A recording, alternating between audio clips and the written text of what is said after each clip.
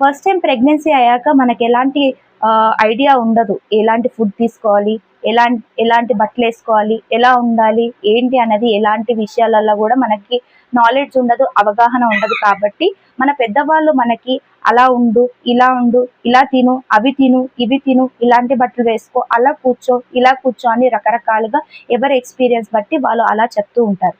కానీ ఇవన్నీ పట్టించుకోకుండా నీ బాడీని నువ్వు ఎక్స్ప్లోర్ చేసి, నీ బాడీని నువ్వు స్టడీ చేసి, నీకేది ఇష్టమో, నీకేది కంఫర్టబుల్గా ఉందో, నీకేది కంఫర్టబుల్ క్లాత్స్ ఉన్నాయో, నీది ఏ కంఫర్టబుల్ ఫుడ్, ఎక్స్పెషల్గా నువ్వు ప్రెగ్నెన్సీలో ఎలాంటి ఫుడ్ తీసుకుంటే బేబీ యాక్సెప్ట్ చేస్తుంది అనేది నువ్వు స్టడీ చేసి, నీ బాడీ గురించి నువ్వు స్టడీ చేసి, నీ డైట్ని నువ్వు క్రియేట్ చేసుకొని హెల్తీ డైట్ తీసుకోవడానికి ట్రై చేయి.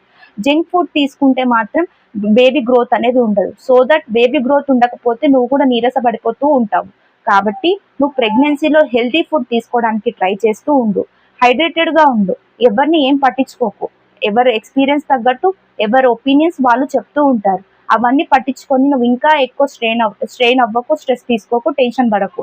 జస్ట్ హ్యాపీగా ఉండు, నార్మల్గా ఉండు. నీ ప్రెగ్నెన్సీ గురించి నీకు మాత్రమే తెలుస్తుంది, నీ బాడీ గురించి నీకు మాత్రమే తెలుస్తుంది. కాబట్టి నీ బాడీని నువ్వు ఎక్స్ప్లోర్ చేస్తూ, స్టడీ చేస్తూ, నీకేది ఇష్టమో నీకు నచ్చినట్టుగా నీకు నచ్చిన ఫుడ్ తింటూ హ్యాపీగా ఉండు.